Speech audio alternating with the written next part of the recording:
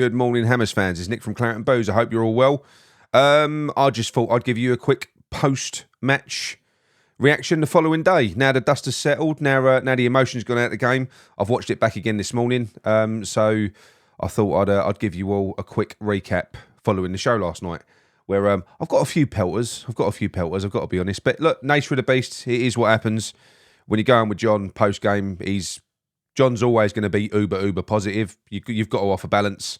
And my view is always going to be more cynical than John's. It always will be. But on the whole, in retrospect, it was definitely a good point. It was, as we agree, as I said in the show yesterday, if you'd have offered me a point before the game, I would 100% have taken it.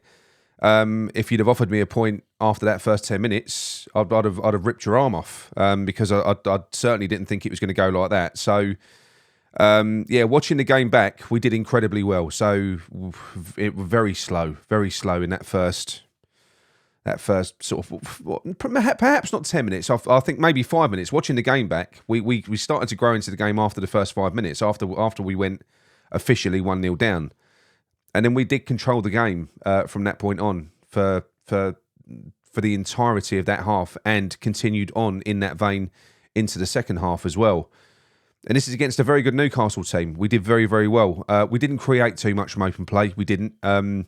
My criticism of Soufal was probably unfair yesterday. Although, this is the thing. What people take as criticism, it's not. I don't mean it to be that way. I think Soufal did as well as Soufal can do. I don't think he is an amazing attacking force, but what he does give you that wide threat.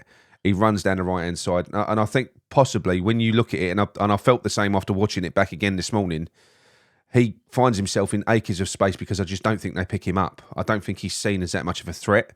So players don't track him. He's got loads of space. He just kind of, and he always finds himself in good areas. And I stick by what I was saying. His crossing wasn't great. It wasn't. He was getting the ball in. He does provide us with an outlet, but but that's not his fault. He's not that type of player. But he could not have done any more than what he did. He worked his nuts off. He was up and down that wing all game.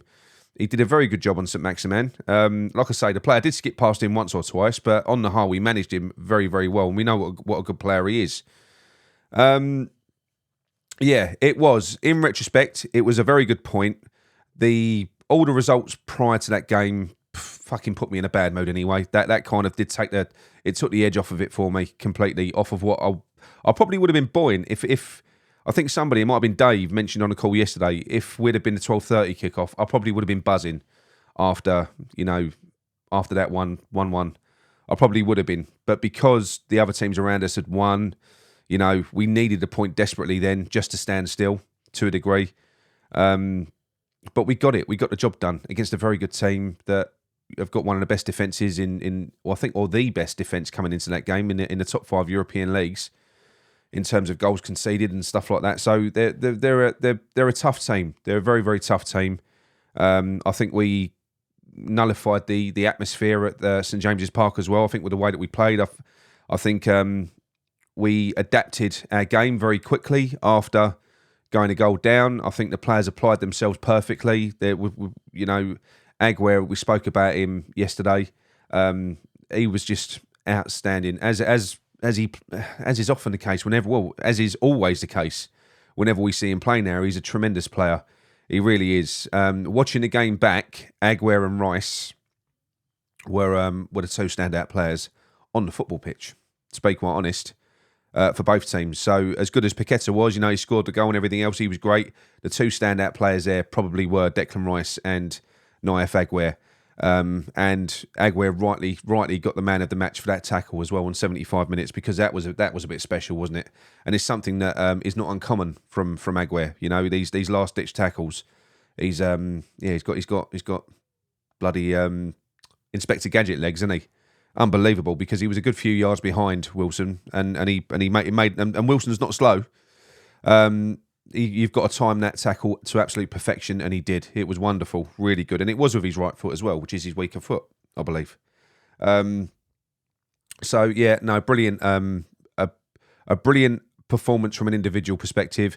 I do stick by the fact that I just wish we hadn't changed what was working negatively, because I do think that we could have got something out of that game. Newcastle were starting to go for the game. You know, in the last 20 minutes or so, they were starting to push and go for the game. Now we're leaving space at the back. I think we could have given them more to think about as well, because I do believe that we was managing them defensively. Watching the game back, I don't think that they were really, you know, Fabianski didn't have too much to do. So I don't know why we kind of altered the way that we was playing in a negative sense to that degree where we weren't ever even going to get a shot on target in the last 20 minutes. Well, not a shot on target. You know, we were creating nothing. We just weren't getting bodies forward at all. So that irritated me, you know, and it did again this morning. You know, when I watched it back, I must admit, because like I say, it irritated me because I think David Moyes could have been walking away from St James's Park with 3 points and not one. He could have. Equally, we could have gone for the game. We could have lost it. You know, we could have given them space. They could have scored. So you can't knock it too much. It's just because of how desperate we are for points at the moment, because everyone else won around us. You know, I think we could have won that game. I will always say fortune favours the brave. I think it always will. But hopefully David Moyes will take some positives out of that game in the way that we approached it after going a goal down. And hopefully that is how he will start to set us up moving forwards, because we were pressing. We don't normally press as a team. We were pressing them all over the pitch. We weren't really giving them much breathing space at all, which was good to see. It was that was good to see. You know, the midfield battle was well and truly won by us. Paqueta was fantastic. They've got a lovely balance, Paqueta and Rice in central midfield, in terms of what they offer. Whereas when we had Souček and Rice in there, it wasn't quite as dynamic, was it? So this is definitely an improvement. Aguero is a massive improvement at the back. He really does. Gives us the ability to play a bit of a higher line, because, as he proved, he's got the recovery pace to get back and make last-ditch tackles. So that allows us to compress the field of play. And when you're playing against teams that pass the ball, they need space, don't they? So if you compress the field of play, they don't get that space. So it does work. It does work. So yes, it was a very, very good point. Very good point. So there were some valid points made in the chat yesterday. Maybe I did. I wasn't buoyant. I wasn't over the moon and doing cartwheels at getting a point in a game where I thought we could have got 3. But it was a very good. It was a very good performance. It was a well-earned point against a very good team. It was, and it could be a catalyst for us moving forwards. It does continue the momentum of what we've done in previous games. Regardless of the opposition, you know, what have we got now? So we played 6 games. We've lost 1. We've won 2. We've drawn 2. Something like that. So it's won 3 and drawn 2. So it's in terms of the overall form, it appears to be picking up. Performance level has certainly picked up. The players were definitely up for that fight yesterday. I just hope that as the games go on, I hope that David Moyes backs himself and backs the players a little bit more to go out and get 3 points. I understand that prior to the game, David Moyes probably went, we've got to get something out of this game. At the very least, we've got to get a point. And once he's got that point with 20 minutes to go, he's probably... Yeah, I can understand it. But we do need points on the board, especially when other teams are winning. So I do think at some point he's going to have to start taking the handbrake off. You know, why can't it be us in that position with 20 minutes left in the game that's going for the win, as opposed to trying to stop the other team from scoring?